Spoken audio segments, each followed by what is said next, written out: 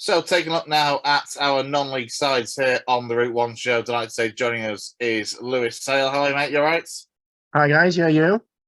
Yeah, all good. I mean, to be fair, by the sounds of it, better than you have been, and suffering with another bout of COVID, haven't you? So you didn't make it up to Spennymoor on Saturday, but at least you didn't miss a vital 3 points. A 3-2 defeat in the end. Yeah, obviously listened to it at home, and obviously spoken to people that went, and I think we were reasonably good for some of the game. I think it was just a bit of quality at Spennymoor's final third that kind of punished us really, and when you've got the likes of Ramshaw and Taylor up front, added with some of the quality in and around them as well, they're always going to cause problems, and I think probably from our perspective, it might be a tiny bit of inexperience getting to know each other because obviously we've just added a couple of players into that back line as well. But yeah, disappointing to not come away with a point. From the people that were there, they were saying we probably deserved at least a point out of that game. Even though we weren't at our fluent best, we were matching a team of Spennymoor's quality. We've picked up some good results in recent weeks and picking up some really good talent from the North East, which is a fantastic place for a lot of footballers around there. So yeah, disappointing not to win. Obviously we were unfortunate to lose the game on Monday night against Scarborough due to the snow. Obviously it's an artificial pitch, but once snow hits it, it's really hard to get that off because obviously you can't damage a surface, and it doesn't just melt away probably as quickly as it would do on normal grass. And with the amount that we had over the Sunday evening, Monday morning, it was always going to be a real challenge to get that on. And I think the decision obviously was made as early as it possibly could do to call the game off. So I think it's a chance to regroup, hopefully get another unbeaten run on the record as well, and that starts with quite a tough game at Kidderminster. Yeah, as you say, it is going to be quite a tough game. But you mentioned the fact that 2 players, or a new arrival and a rejoin in the case of your left back from Huddersfield, and good additions to have. And look, again, we think back to those first few weeks of the season when the squad was absolutely crying out for additions. Over the last month or two, they've started to arrive. Obviously, Jordan Preston extended in, and he's a cracking player for the National League North level. Yeah, I mean, Jordan's made a big difference for me when he's come in. It's not taking him long to get used to the way we play, but his link-up play and his relationship with Jacob Blythe up front has been a real positive, I'd say, in the past, couple of months for us. He's made a big difference. He's got a bit of quality, some really good footwork, but he also links the play up really well. And I think with Jacob Blythe being a target man, somebody like Jordan just to play off him, he's got the quality to score a goal or two, which he's already done. So I think that's a real big plus for us to keep a player of his quality for the remainder of the season on loan, from a league rival as well. Obviously knowing Bauer from his days at Guiseley. We've got the 2 young lads from Huddersfield as well. Adejao and Shane coming back. And I think it's great to have Shane back. I know, I've spoken to him when we've been at games because he has still been watching us, which is, a credit to the lad because he's kept in touch with us. He's still seeing how we were going even when he was back at Huddersfield after he got it wasn't renewed pretty much after that Scarborough game when he got sent off. So I think it's good to have him back. He's going to know the system. He's going to know how he wants to play, and also it's really good cover because we haven't got restarted for a little bit through suspension/injury as well. So yeah, it's good cover for us. He's going to help, I think, probably David as well fit in.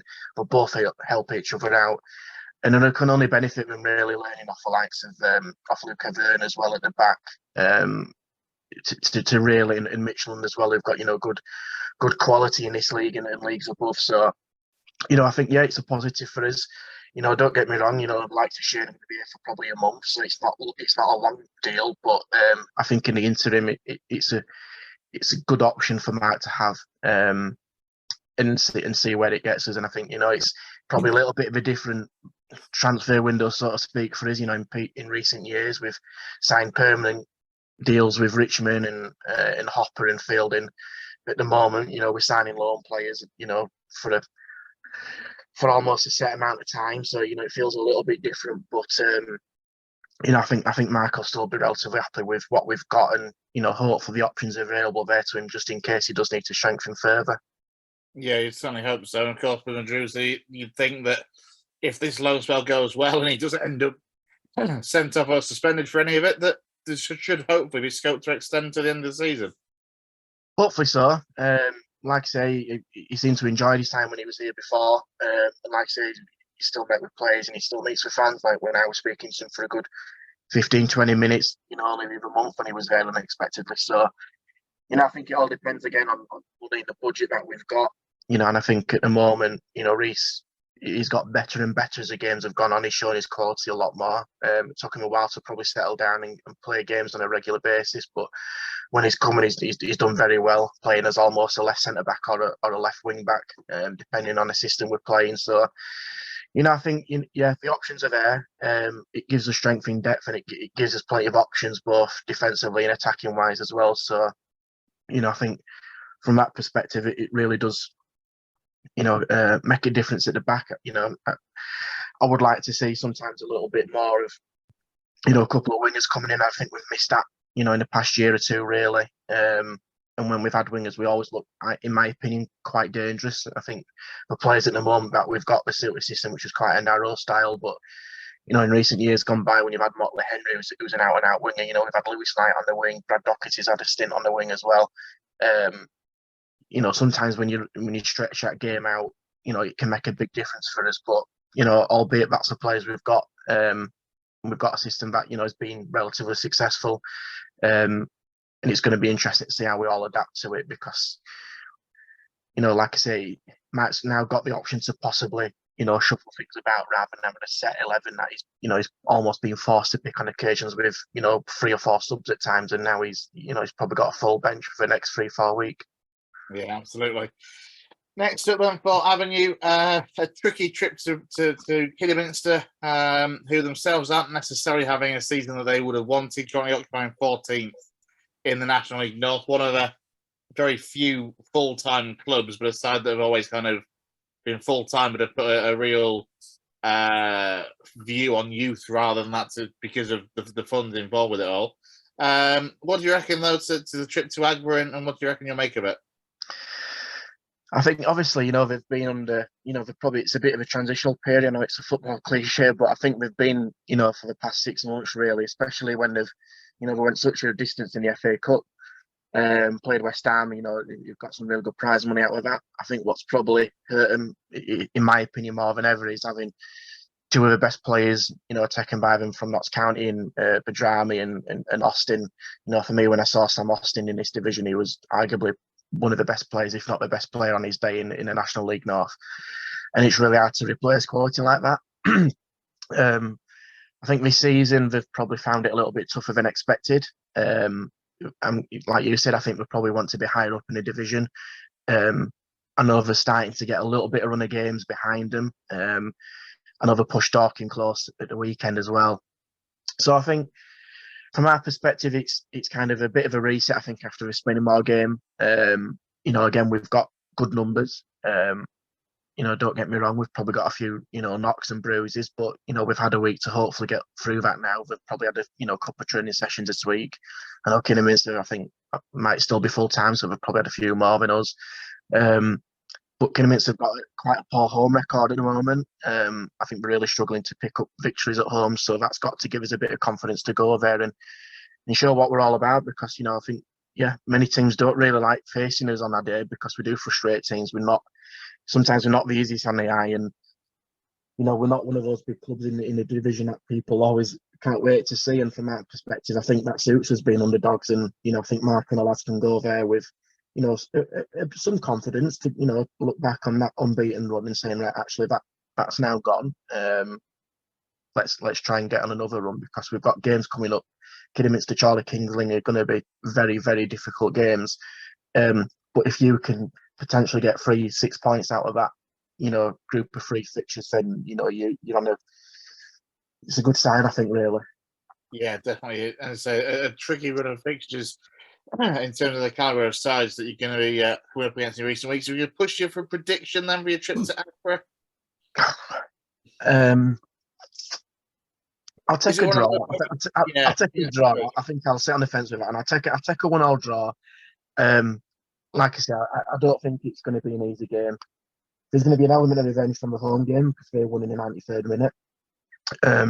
I know a few years ago we did that in the last minute to get to the playoffs and we beat them midweek, just saying.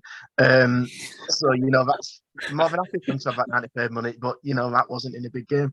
So, yeah, listen, I think I'd take a draw, but I think the lads will be really fired up for this one. Turning our attentions then to Farsley Celtic, our other, of course, National League North side. They didn't have a league game on Saturday. They were in FA Trophy action. And, what action? A 7-1 win over Marshall United from the Northern Premier League. Yeah, it's almost like a bit of video printer 7 and then the word 7 like written out, don't you, after when you get a big result like that. It's a great result. And I think Bobby Johnson's got an absolute stunner again for Farsley. I've said for a few weeks, he's a proper National League North player, and that's a compliment to him because he's got a lot of quality. I was surprised when he left Alfreton to go to Farsley. I think it was a great signing from Russ and the club to do that. So, yeah, I think that's a really good victory. Kind of flying a flag for National League North in the FA Trophy as well. I think we're away at Hungerford in the next tie.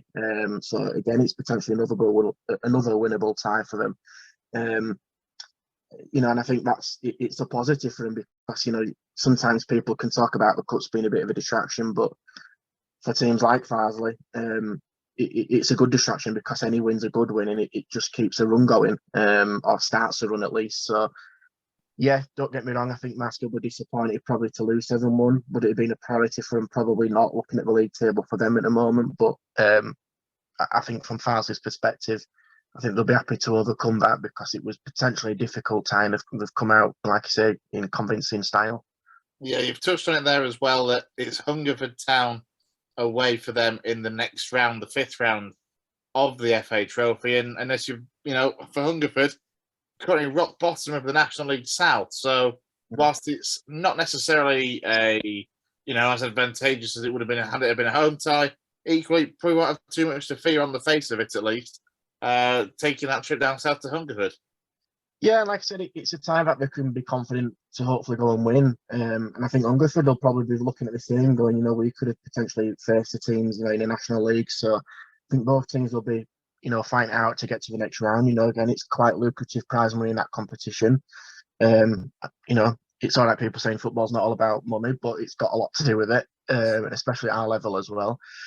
I think, it's that interesting debate that, a lot of us do have on the terraces is kind of which is stronger one, National League North, National League South. And I think this might be, another one to kind of throw in the hat, really, and see what the result is. And I think, again, it's quite an easy thing to say, but the performances don't really matter in this competition. It's just simple results. And I know that goes for a lot, pretty much every game, but especially knockout football. Farsley could go down there, be absolutely awful, and win 1-0, and I think we'll be happier than ever. And sometimes those victories, are quite sweet. So, yeah, it's one that they'll have in a calendar to look forward to. But in the meantime, I think they've got to quickly switch the focus onto the league because we're in touching distance of getting out that bottom 4, but they need to pick results up pretty quickly and kind of replicate that trophy form into the league. Yeah, because up next for them is another home game. So off the back of that 7-1 win for Mars, they are on home turf as they welcome Brackley Town. And I think at the time of recording, it's going to be hard because obviously the weather's been difficult for many around the country at the moment. And, I think, we can talk about Farsley's pitch and other pitches, but Farsley's, let's be honest, it's probably not one of the best in this league, so it's going to be difficult. And I know that when we went down there with Avenue, it was quite tough on New Year's Day to, for the ball pretty much stuck really, didn't really bounce. But I think depending on the conditions and how the rest of this week goes, Brackley are flying at the moment under Roger Johnson, and I think, and that's credit to him because they made a real tough call at the beginning of the season to kind of part company with Kevin Wilkins, who's been really successful over the years with him. They've been a constant in this league, have always been thereabouts. They've just fallen short every year pretty much. And getting the likes of Roger Johnson and Stephen Ward into that setup was, for many people, quite surprising. Relatively unproven, but they've gone in there, done a fantastic job. And again, they're mixing it with, the likes of Kingsley and Fylde, who, are flying in this league, and, you expect Brackley to probably be up there in the playoffs. So it's a real tough tie for them, but we've seen what Farsley can do. They've beaten Kingsley at home 2-0 quite convincingly, and with a better team arguably on that day from all reports as well. So there's no reason why they can't, potentially get a result if the game goes ahead against Brackley, and that would, I think that would really boost them. I think the 7-1 is a good victory for them in the trophy, but I think if you back that up with a victory against Brackley, I think that's arguably probably an even better result for them. Yeah, it would be a massive 3 points, wouldn't it, against a side that are in great form at the moment. Turning attention then to the Northern Premier League sides, and no game once again for Liversedge. Again, the weather causes them to have another fixture-less weekend.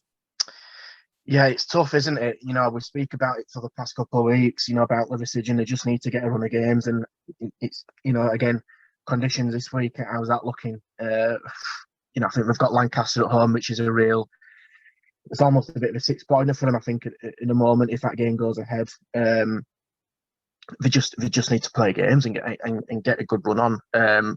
There's nothing much more to say than what we said last week with this, really, because, but, I think this is where, this is a time they've really got to use to the benefit, because, even though they've probably not been, they haven't been playing games, they've surely had some time to get together to have some kind of training, whether that's indoor or for whatever reason, just keeping fit and ticking over. But they've got to make sure that they are on it from when they come back into action, because, like I said, it's quite, it's not looking great on the league table, even though, again, we discussed last week, there's only so much you can read into it. But, I think psychologically, just to get back on that pitch in a at least 2 wins, really, I think we'll do them, a world of good, really. And hopefully they get the game on it and pick up a positive result.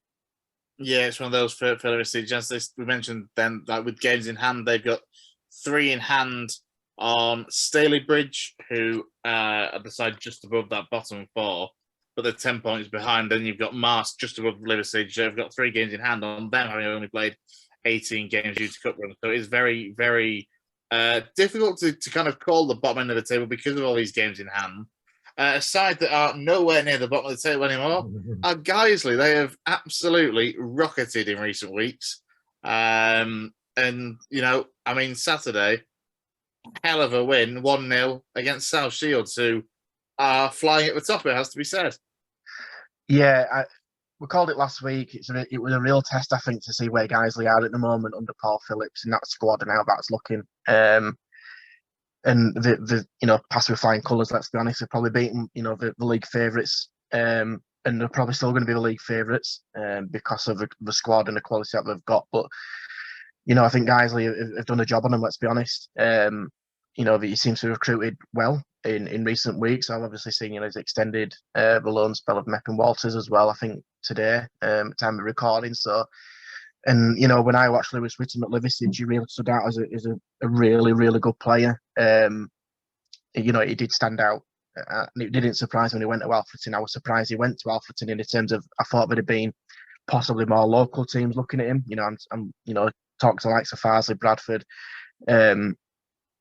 potentially picking up somebody like that. But, obviously he took that risk to go to Alfreton. Fortunately, didn't really work out. But, Guiseley and the club have seen something in him to make sure that they can bring him back. And, even from the time that we went to watch him, it was quite clear that just give the ball to him and he'll create problems, and he does. And also, it's a sign of confidence for a kid at that age to step up to a penalty spot and take a winning penalty against the league favourites, and he did it the other week as well. So, they're progressing really well. But we said it how many times that, a few wins will really take you up that division. It's, it was a close division regardless of where this, where the clubs were.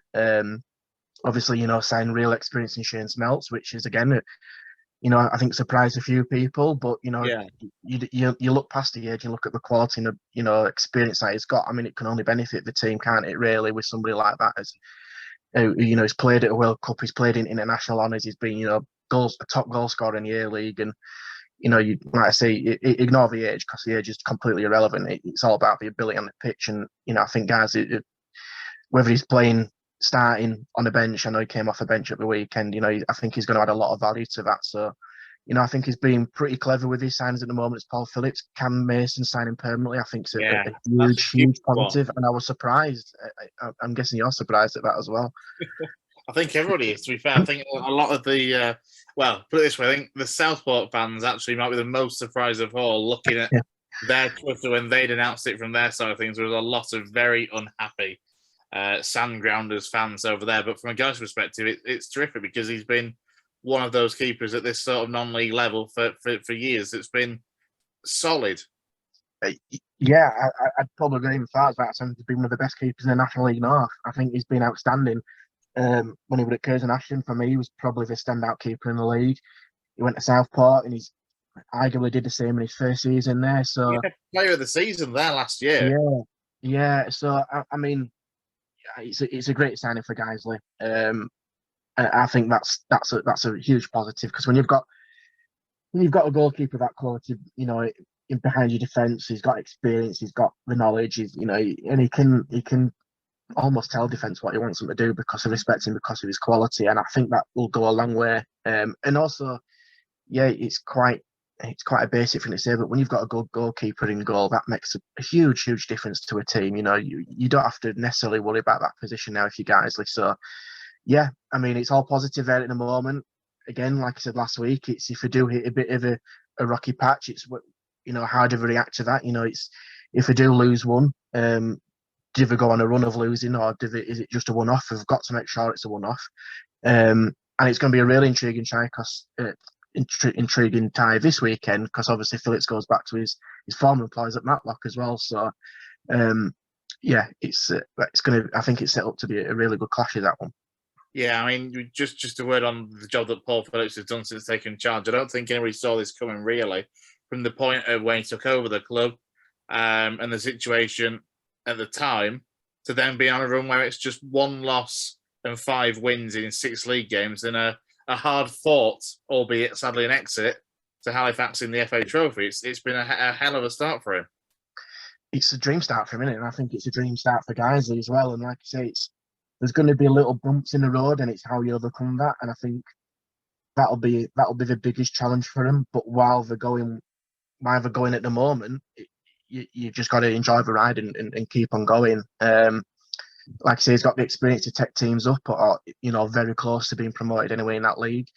The quality Guiseley have got in that squad, again, they're capable of reaching the playoffs, and again, it shows the depth of the squad that they're able to, let Mohamed Kassim go back to Brighouse on the undisclosed fee. And, Kassim on his day is a very talented kid. And, I was surprised, but then obviously Phillips has got his own ideas and what he wants his squad to look like. And, that means, players have got to go out for others to come in. That's just non-league, isn't it? And I'm sure Mohamed will do, a great job back at Brighouse. But, yeah, listen, I think Guiseley will be up there. We said it even before Phillips came, if I'm being honest. But he's really strengthened that team, and they're a tough team to beat. But also they've got the quality in the final third to make a big difference. Which when you put all them ingredients in the mix, it's positive, really. Yeah, off the back of that win against South Shields, of course, who were top, as you mentioned. It's Matlock away on Saturday, who are just 1 place and 1 point above them. You also look at to the side further ahead, Hyde as well, are at Nethermore next Saturday after this Matlock game. So, by the time that comes around, Guiseley could theoretically, if results go the way that everything suggests they will in terms of Guiseley's form and the way they're playing, they could well be in that title race, actually. And why not? Like I said, they've gone and beaten arguably one of the best teams in this division. Yeah. And so they're not going to be scared. I think, like I say, the biggest thing from Phillips and the coaches this week is to kind of make sure there's no complacency because you haven't won anything yet. Yes, you've had a fantastic victory, you've had a really good run of form, but, nothing's won at the moment in January. And that's not to kind of put down anything that they've done because it's been a great start, but it's keeping players on the ground, making sure that it's those tough trips to Matlock that you get the 3 points. Because again, like I said earlier, about likes of Liversedge and FARSLEY as well. Sometimes if you get these wins, the likes of Matlock on Saturday, without any disrespect to them, that will probably mean just as much as that victory against South Shields on Saturday. And once you start getting wins, you got a lot of confidence, and like I say, you could potentially blame teams in around your likes of Hyde, which it's early on in the season, but it could be a real indicator to see where they finish. Yeah, absolutely. Finally, just before I let you go, Lewis, just one of the kind of little non-leaguey story that's caught my eye in the last couple of days or so. And that's Wakefield AFC returning to Wakefield. Of course, they've been kind of a little bit in exile almost. They've not had a permanent home. Have been playing at Featherstone Rovers, and now it looks like they'll be going back to Bellevue and sharing with the Wakefield Trinity Wildcats.